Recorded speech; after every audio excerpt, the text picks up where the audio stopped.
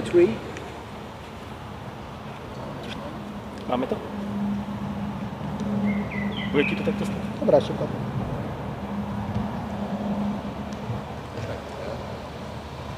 Well, they said what happened last. Okay. Okay, thank you. Indeed, as you are well aware, during the past 12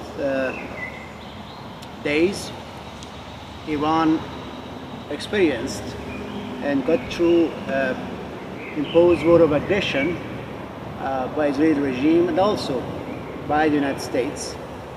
And indeed, it happened in clear violation of all fundamental principles of international law, and in particular Article 2.4 of the Charter of the United Nations.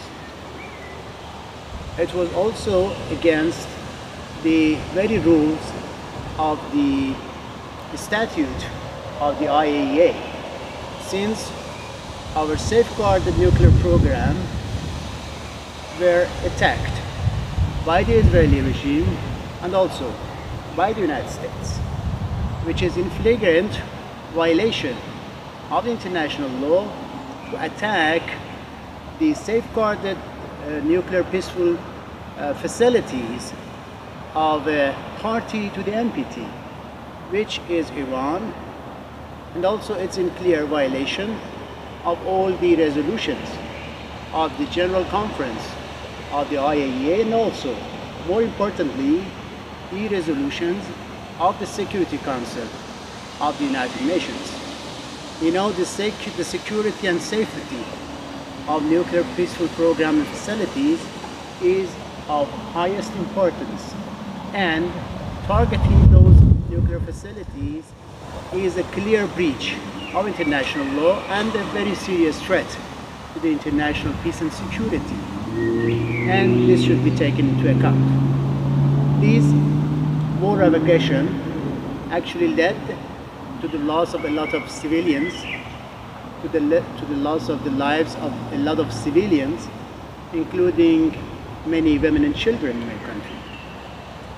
I should say, unfortunately, more than 600 people, including many women and children, were martyred, and so many others, including some officials and also some artists, scientific figures, were also targeted and martyred, which is very unfortunate. At the same time, as I explained earlier, the safeguarded nuclear facilities, peaceful nuclear facilities of Iran, as a very committed party to the NPT and also as a member of the IAEA, were being attacked by the Israeli forces, by the Israeli regime, and by the United States. The United States is a member, is a permanent member of the Security Council of the United Nations, a body which has been mandated to maintain international peace and security, and is a country with nuclear weapons.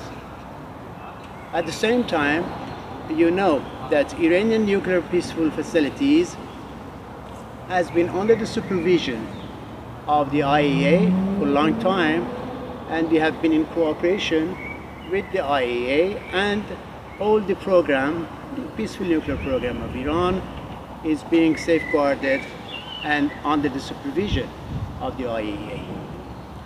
This is the responsibility of the IAEA to protect the nuclear facilities of its members. It's a clear obligation by the international law. At the same time, I should say that during these war of aggressions, many hospitals, residential areas also were being targeted, which is in clear breach of international humanitarian law. Many civilians were killed and massacred, which is very, very unfortunate.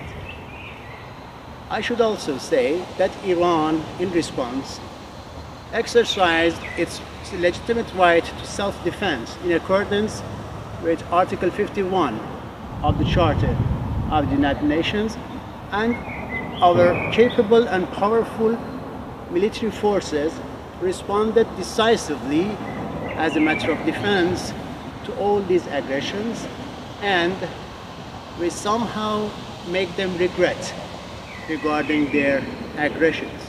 That's why after 12 days they submitted to a kind of ceasefire. And as very clearly stated my foreign minister, if and provided that the act of aggressions will be stopped, Iran also stop its responses and its defense. That's a very clear stance at the moment. And we are committed to such a ceasefire, which would be ascertained by our relevant authorities.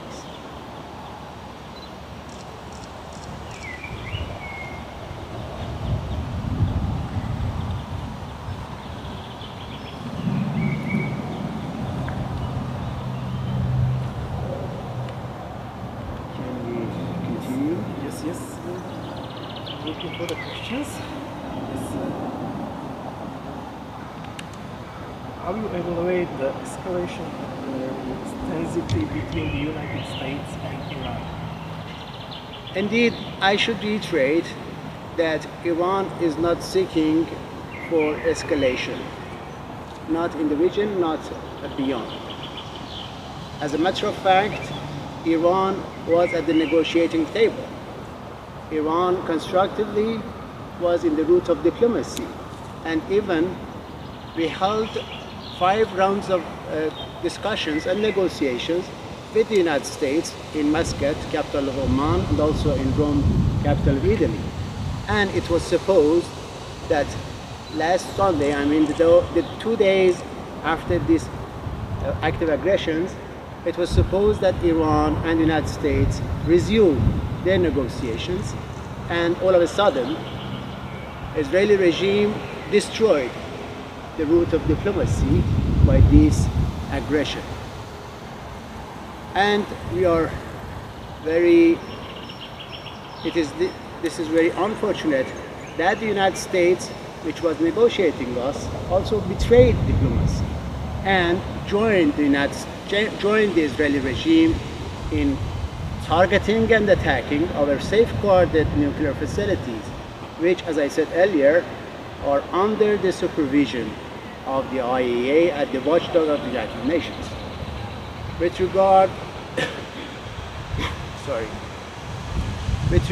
to the attack by the United States against our nuclear facilities, our peaceful nuclear facilities in Natanz, Fordo, and Isfahan, I should say that in response to this aggression and attack, we exercised our right to self-defense, our legitimate right to self-defense in accordance with Article 51 of the Charter of the United Nations, and we very precisely targeted a military base of the United States in the region.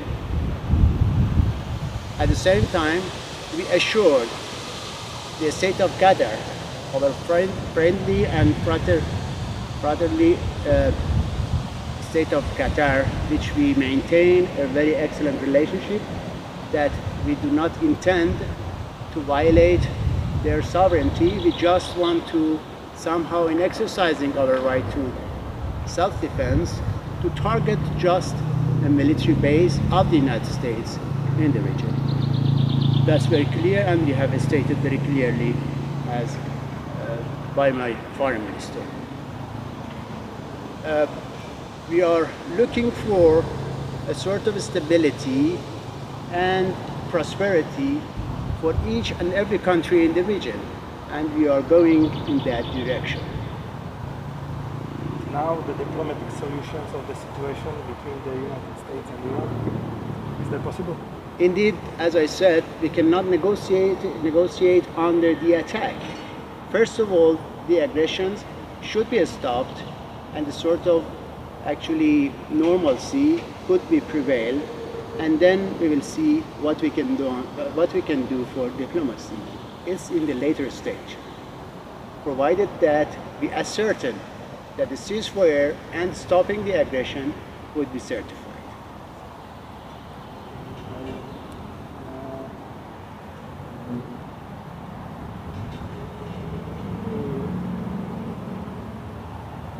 The situation at the Middle East from the Iranian side, and how does the situation at the Middle East conclude with the situation now in Iran?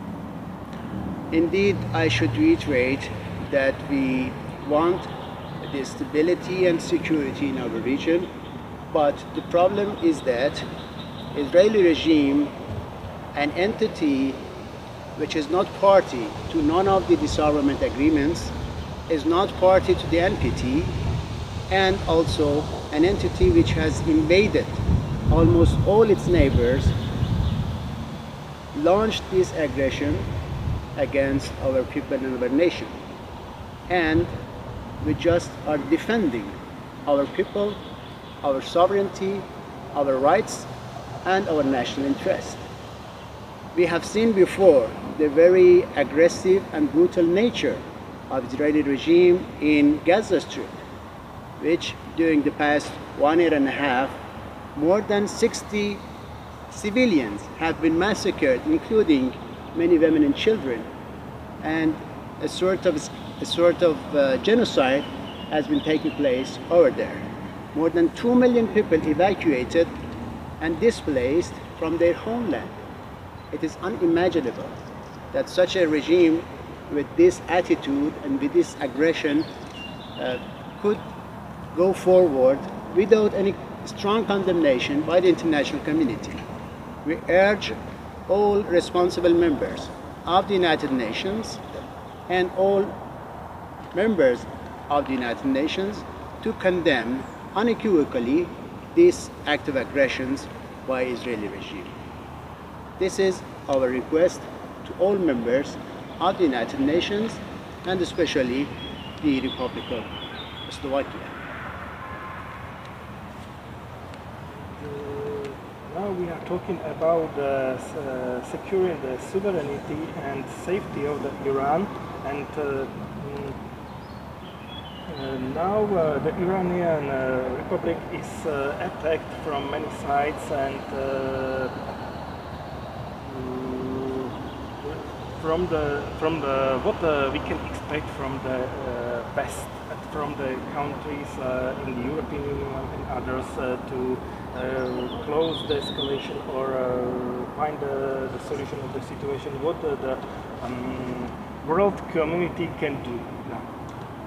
As I said before, we request all responsible members of the international community, all members, state parties to the United Nations, and the IAEA member states to condemn unequivocally and strongly this act of aggression, which is in clear violation of the Charter of the United Nations, very fundamental principles of international law, and also the statute of the IAEA by Israeli regime. This should be done, and this could contribute to more stability, and it is the responsibility also of the IAEA to do everything for safeguarding and protecting the nuclear facilities of its member states. I think the international community has a very vital responsibility to contribute to the protection of the national interest of the members and parties to the NPT. As I said, Iran is a committed party to the NPT, a very responsible member of the IAEA, with a very comprehensive safeguard agreement with the IAEA. And we expect the IAEA to be in line with its obligations, with its responsibility.